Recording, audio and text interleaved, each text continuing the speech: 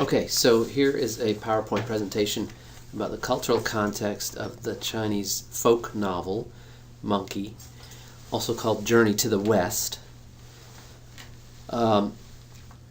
This presentation will focus on Ming Dynasty China and that era and that place as a cultural context for this novel. Now what you see there is a still image from an animated series that follows the adventures of Monkey and his friends and cohorts. Monkey is one of four pillars, sort of Chinese literature. There are four novels that are considered the classic novels, considered in China to be the classic novels of China. Monkey is one of them. And so it's really embedded in even modern-day Chinese culture. And so it's easy to find, if you're curious and have some time on your hands, it's easy to find episodes of this animated series that you see an image from here, or from film versions or live-action series. Lots and lots of stuff about Monkey in particular and his friends as well. So Monkey, also known as Journey to the West, is based loosely on the biography of the real Tripitaka, also known as Xuanzang, the monk, who did actually travel to India in the 7th century A.D., so long before this novel was written.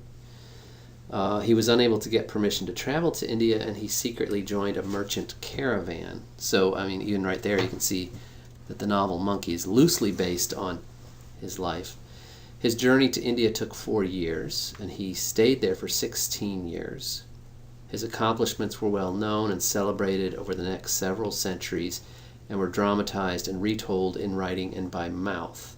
So, and again, that's in the centuries between the 7th century A.D., when the real Tripitaka went to India, and the publication of Monkey. It's not clear how Monkey became part of this story of this monk taking a journey to the West. In the novel, he overshadows Tripitaka.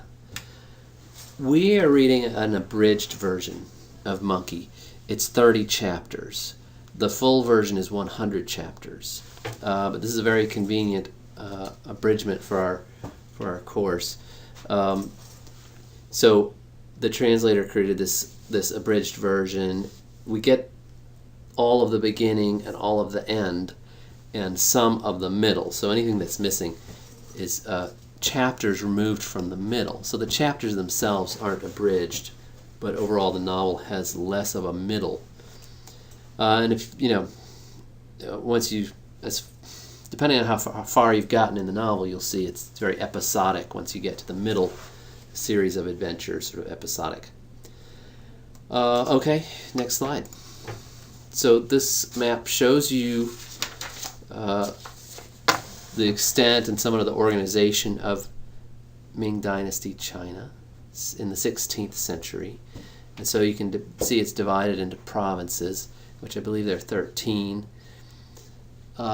You can, if you know anything about China, or if you look at a map of present-day China, you'll realize present-day China extends much, much further, probably literally thousands of miles further to the west, and I believe somewhat further to the north, not much further south. So present-day China is much larger. On the other hand, this is a large nation already when it's at this size in the 16th century. Here's a map showing the travels of Tripitaka, as I said earlier, also known as Xuanzang. And just a side note, the names, the Chinese names and words that you encounter as you read Monkey, for example, Kuan Yin, the female Buddha of compassion who plays a role in the book, you're going to see different spellings of all these names. Kuan Yin is sometimes spelled Guan Yin with a G, and so on and so forth. It's just a matter of what system of spelling Chinese words and names the author subscribes to. So And some of the links that I'll give you, and maybe in some of the articles we'll talk about next time, spelling may vary. Anyway, so it took him 4 years. You could see his route. It's a lengthy route. He went all through India and he came back along here. So it was quite a hike. Okay. Here we go with the Chinese, the history of Chinese Ming Dynasty in China. And so the Ming Dynasty started in the year 1368 after a century of Mongol occupation. China had been occupied by the Mongols for 100 years. The Ming Dynasty lasted, as you can see, almost 300 years until 1644. During this time, according to a source I was looking at, China moved from, quote, ordered rural self-sufficiency to the decadence of urban-based commerce. And so China was in transition during the Ming Dynasty from self-sufficient urban society to a more decadent commercial urban society. Population more than doubled during the Ming Dynasty, from about 75 million to about 175 million people. The first Ming Emperor attempted to restrict migration and travel. He wanted all citizens to stay put and be self-sufficient farmers that ordered rural self-sufficiency. He sort of undermined his own efforts at having everyone stay put by establishing a reliable courier, three services: courier, postal, and transport services with routes throughout the nation. And so that made travel and commerce much easier, and so that worked against what he was trying to do. A source I was looking at speculated that vast areas of China had been laid to waste by fighting with the Mongols, and so that's why he established these transport routes. Let's see. The author of Monkey, Wu Shang'an, I think is how to say it, lived in the late Ming period, when commerce was booming, the arts were booming, literacy rates were high, even in remote areas. Literacy rates were high. Prosperity was increasing population in spite of things like infanticide, flood, famine, drought, and what's called the Little Ice Age. In spite of all these things, prosperity was causing the population to increase. And so we're talking about the late Ming period when Wu Shang'an lived. Okay, next slide, here we go. The main cultural context of Monkey that we have to talk about is, of course, religion. It's a religious novel. It's about a Buddhist monk. But there's more to it than that. That almost every chapter there's an encounter with some form of religion. It's a very supernatural, or some people say supra-mundane novel. And so there are three competing to some degree, overlapping to some degree, religious belief systems that play strong roles in Monkey. Obviously Buddhism is kind of primary, but Taoism makes quite a few appearances. Confucianism, which is a belief system, I don't know if you could call it a religion, it's a belief system, Confucianism as well. And so I want to give you a quick introduction to each of these three religions. And I'll start with Taoism.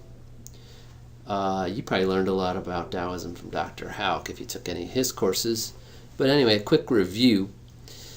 Taoism is based primarily on the teachings of Lao Tzu, and that's been spelled different ways depending on what system you subscribe to, and recorded in the Tao Te Ching.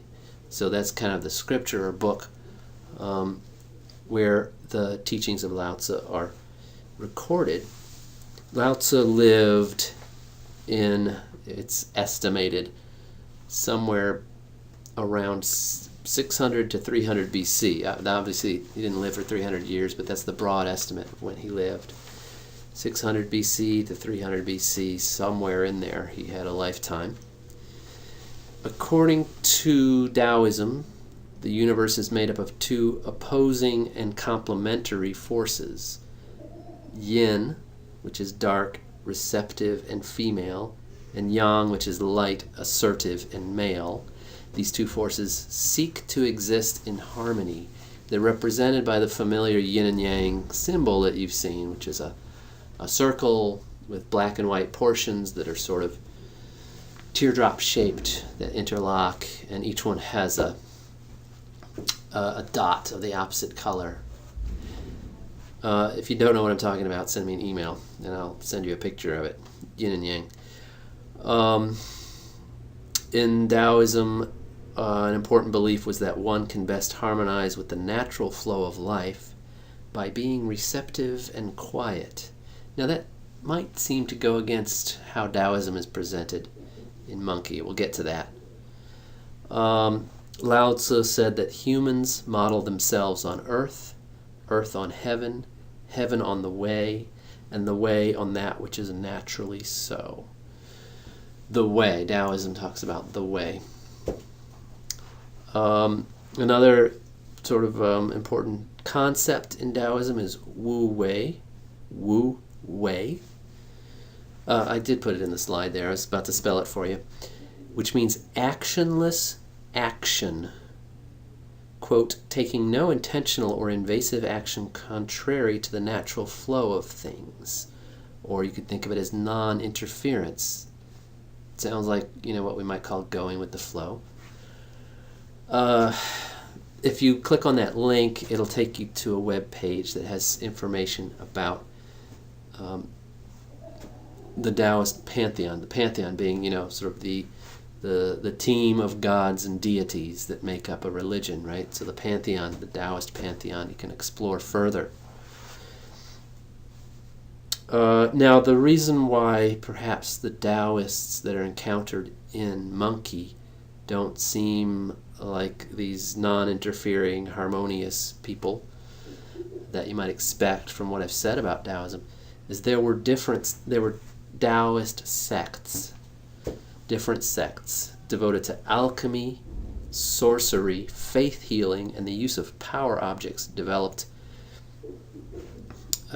These sects devoted to alchemy, sorcery, faith healing, and the use of power objects developed beginning in the 2nd century A.D.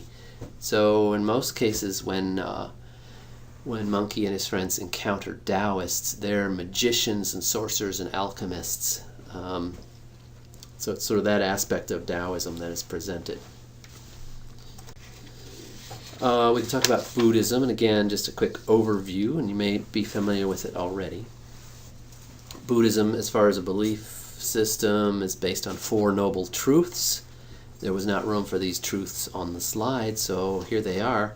1, life inevitably involves suffering, is imperfect and unsatisfactory. 2, suffering originates in our desires. 3, suffering ceases when desire ceases. 4, there is a way to reach such a state, the Noble Eightfold Path. I've tried to kind of cram the Noble Eightfold Path into the slide here. So what it's saying is that the Eightfold Path consists of 1, the right understanding of reality. 2, right thought. 3, right speech. 4, right action by avoiding 5 things which are destroying life. So right action means avoiding destroying life, avoiding stealing, avoiding sexual misconduct, avoiding lying, and avoiding intoxicants. The 5th part of the Eightfold Path is right livelihood. The 6th is right effort. The 7th is right mindfulness. And the 8th is right meditation. And then some samsara, karma, and nirvana are just some important terms in in Buddhism. So as you see there, samsara refers to reincarnation, the wheel of life. Karma is what determines your plane of existence. Has become a pretty familiar concept in Western culture, right? Karma, instant karma, karma's going to get you, and so on. And nirvana, which is a state of absolute lack of desire and illumination, enlightenment. It's the goal of Buddhism. So again, there's a link to the Buddhist Pantheon, a web page about the Buddhist Pantheon, because Buddhism in Monkey is, known to readers in the form of members of the Buddhist Pantheon, the Jade Emperor and Kuan Yin being prominent, but others as well, and all monkeys' encounters with them. Confucianism, as I said, is maybe not best called or thought of as a religion, since it really doesn't deal with deities and the supernatural, but it is a belief system. Confucianism is based on the teachings of Confucius, also spelled Kong Fuji, which means Master Kong. It developed out of the roots of ancestor worship and other Chinese traditions. Confucianism focuses on ways of developing a just and orderly society. And so I've listed a few Confucian virtues. Zhen is innate goodness, benevolence, perfect virtue, humaneness. It was believed that the ruler of a nation or any province or anything should be the prime example of Zhen, should model Zhen perfectly. Confucian virtues, a reciprocal hierarchy was a part of Confucianism and was an ideal or a goal of Confucianism. A reciprocal hierarchy in which each knows his place and respects those above him. And so a reciprocal hierarchy means the ruler of a nation models himself on heaven. Individuals are devoted to their parents, and that's a foundation for Confucianism. So is ancestor worship. It's very hierarchical. Confucius didn't say much about the supernatural, about deities, about the afterlife, but said that Li are the earthly expressions of the natural cosmic order. Li involves right conduct in terms of the 5 basic relationships essential for a stable society: kindness in the father and filial piety in the son, gentility in the older brother and respect in the younger, righteous behavior in the husband and obedience in the wife, humane consideration in the older friend and deference in the younger friend, and benevolence in rulers and loyalty in subjects. And so it's very hierarchical and sort of concentric: family, ancestor, government, rule, heaven, are all sort of have this reciprocal hierarchy in Confucianism. Let's see, where am I now? I'm going to talk about politics. The first emperor of the Ming Dynasty needed an elaborate bureaucracy to enforce his self-sufficiency program, which, as I said, sort of didn't exactly work out. In some ways, he was preserving Mongol bureaucracy. The Liege system grouped households into tithings. So 10 households made up one tithing. 10 tithings made up 100. There was a huge class of bureaucratic officials: minor officials, middle officials, major officials. You could become an official by taking examinations. The Ming emperors adopted the provincial administration system of the Mongols. The 13 Ming provinces are the precursors of the modern provinces. So that's kind of referring back to that first map I showed you. Let's see what else I wanted to tell you. There were 3 provincial commissions a civil one, a military one, and one devoted to surveillance. There were these 13 provinces, and within each province were prefectures operating under a prefect. There were sub-prefectures within the prefectures operating under a sub-prefect, and there was a county within the sub-prefectures overseen by a magistrate. So that's a little bit mind-boggling, but it's just describing sort of an elaborate hierarchy of this bureaucracy. Let's see. There was a traveling inspector or grand coordinator from the central government. So the government was populated, the bureaucracy was populated by these scholar officials. They were recruited through a rigorous examination system, as I mentioned. It was expensive and time-consuming to study in preparation for these exams. And so generally, people who already were members of the moneyed classes would be pursuing examination and advancement through the ranks of bureaucracy. The examinations focused on classical Confucian texts. We just had a quick overview of Confucianism, but it's an elaborate belief system. The higher you went from local level to broader levels of bureaucracy, the more difficult the exams got. Successful examinees were given titles and considered scholars and so on. Okay, so let's see. Let's look at the next slide. Just very briefly, the arts. During Ming China, the Ming Dynasty of China, the arts flourished, and of course, the Ming vase is sort of a cliched concept of something valuable in our society. But anyway, elaborately carved and painted ceramics, elaborate wood carvings, very detailed paintings. These things were collected by the upper classes to such an extent that painters could make a living just by painting. Short fiction had been popular since the Tang Dynasty, which was the 7th to the 10th century AD. During the Ming Dynasty, there was the development of Chinese novels, especially vernacular novels. Monkey is often referred to as a folk novel. It's not. It was intended for the people, for folks, rather than. So it was written in the vernacular rather than in classic Chinese language. As I said before, Monkey or Journey to the West is considered one of 4 great novels of Chinese literature. Wu Shang'an, the author of Monkey, lived from 1500 to 1580.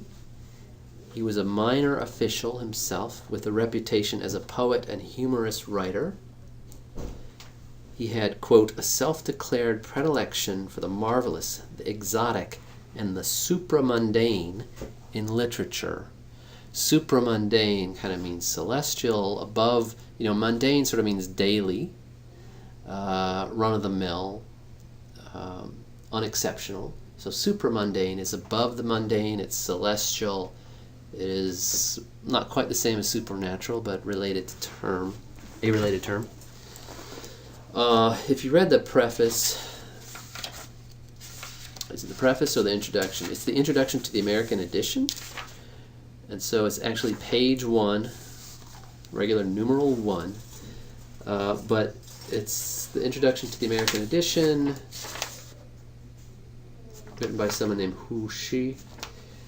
And he starts by quoting Wu Shang'an, talking about himself and about his writing. And I thought it was interesting in the 4th paragraph on page 1, talking about his novel, Journey to the West, or Monkey.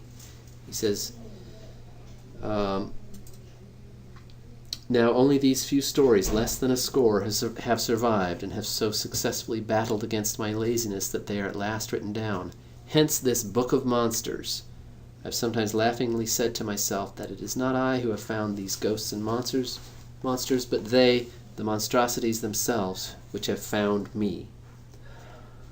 Although my book is called A Book of Monsters, it is not confined to them. It also records the strange things of the human world and sometimes conveys a little bit of moral lesson. It's definitely a book of monsters, dragons and monsters and deities and minor deities and Monkey himself. Okay, that's all I wanted to say about the cultural context of Monkey.